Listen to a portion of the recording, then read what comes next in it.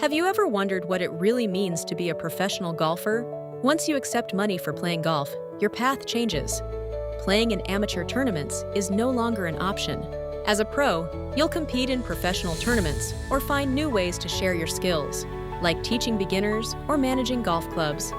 Many pros also join golf associations to stay connected and explore other opportunities beyond competition.